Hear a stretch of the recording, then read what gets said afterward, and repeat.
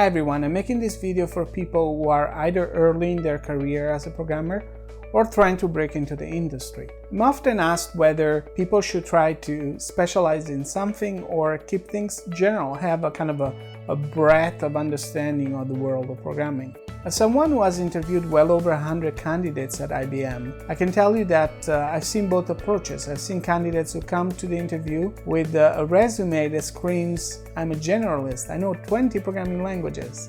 And then there are people who actually specialize and they know maybe 2 or 3 programming languages only, but they really know them. My recommendation is to specialize in something. Maybe spend 2-3 months becoming more familiar with the lay of the land. What are the options? What are the fields within programming that are currently in demand? But at some point, you have to pick one thing that you want to become good at. Now, that doesn't mean that is the only thing you'll ever specialize in your career, but you need to start somewhere. Don't try to break into the industry by having 1 inch deep and 1 mile wide level of knowledge. You're so much better off knowing a lot about one particular topic than knowing very little about many topics. And the reason why that is that when an employer is looking for a person, they usually are trying to solve a particular business problem. Maybe they need an Android developer, maybe they need an iOS developer, or perhaps a web developer or a data scientist. It doesn't matter what's the topic. They usually want you to be able to solve specific sets of problems. So while it's impressive to have 20 programming languages on your resume, if your knowledge of these languages is very shallow, you won't really end up impressing anyone in an interview.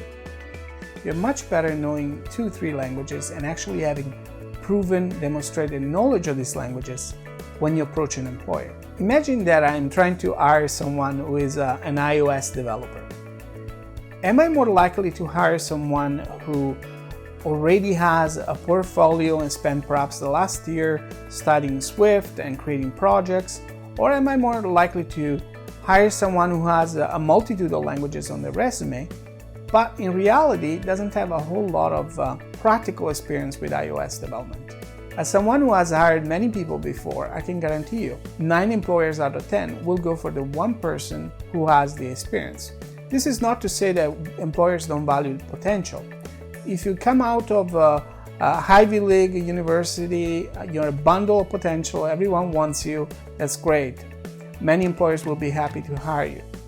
But generally speaking, especially true if you come from a non-traditional background, maybe you took a boot camp, maybe you self-learned online through courses, maybe you are re-entering the workforce after being off for many years, maybe you're changing careers. It doesn't matter what's the reason, but if you have a non-traditional background, the only thing that is going to give you a little bit of an edge over other candidates is being able to produce a portfolio of what you can accomplish, having the ability to solve one particular set of problems. You want to specialize in one particular subfield of the larger programming field. Let's step out of programming and think about trades for a moment.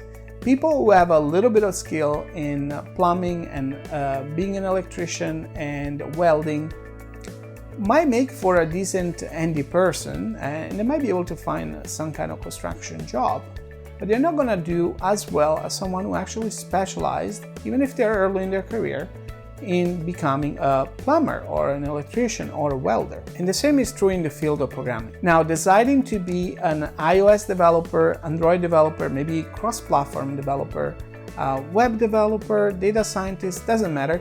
Whatever you pick, you have already narrowed down the field quite a bit.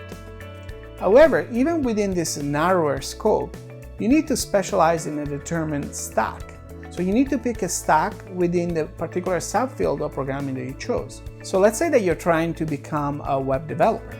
Okay, are you going to be a front-end developer, back-end developer, or full-stack developer? Okay, let's say you narrow it down further and now you're going to be a back-end developer. Great. Are you going to be a Rails developer? Are you going to be a Django developer? Are you going to be a PHP developer, ASP.NET developer? You need to pick something.